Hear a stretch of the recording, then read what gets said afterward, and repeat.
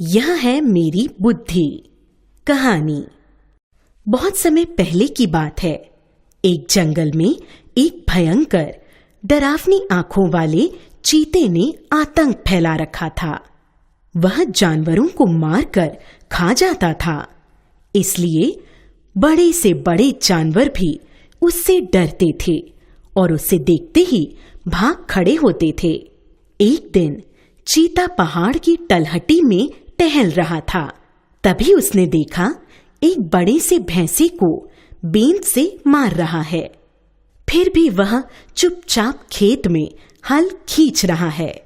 यह सब देखकर चीते को बड़ा आश्चर्य हुआ कि इतना छोटा सा आदमी एक विशाल भैंसे को मार रहा है और भैंसा चुपचाप मार खाए जा रहा है।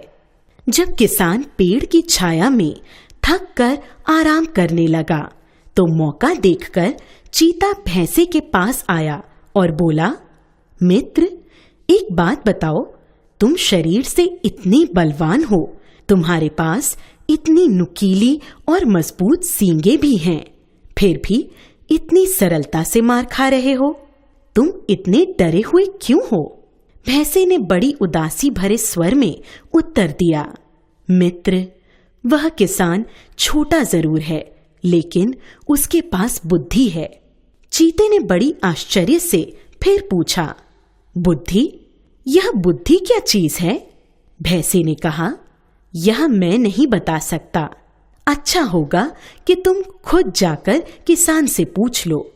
चीते ने बड़ी हिम्मत करके किसान से पूछा, क्या यह सच है कि तुम्हारे पास बुद्धि नाम का हथियार है? मुझे भी दिखाओ। किसान ने कहा, काश मैं तुम्हें बुद्धि दिखा पाता। खेत में गिर जाने के डर से उसे मैं घर पर रख आया हूं। चीते ने कहा, क्या तुम उसे घर से ला सकते हो? मैं सचमुच जानना चाहता हूं कि यह कैसी होती है। किसान ने चीते से कहा कि तुम मुझे मूर्ख समझते हो। मैं इधर घर जाऊं और तुम मेरे भैंसे को मारकर खा जाओ। चीते ने विश्वास दिलाया कि वह ऐसा नहीं करेगा।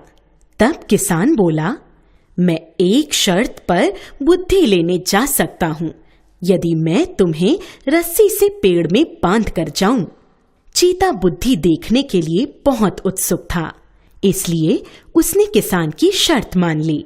किसान ने चीते को रस्सी से बांध दिया, फिर घास फूस इकट्ठा करके उसके चारों तरफ फैलाकर उसमें आग लगा दी।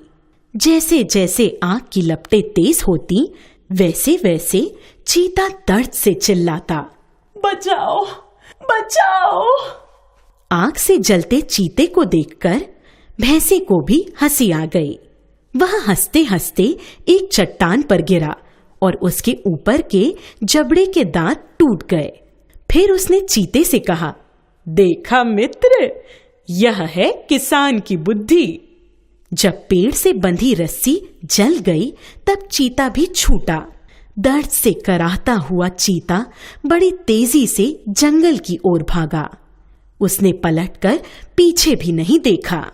तभी से कहा जाता है कि चीता परिवार के सदस्यों के शरीर पर जलने के कारण काले धब्बे जन्म से ही होते हैं और भैंसा परिवार के सभी सदस्यों के ऊपरी दांत जन्म से ही नहीं होते।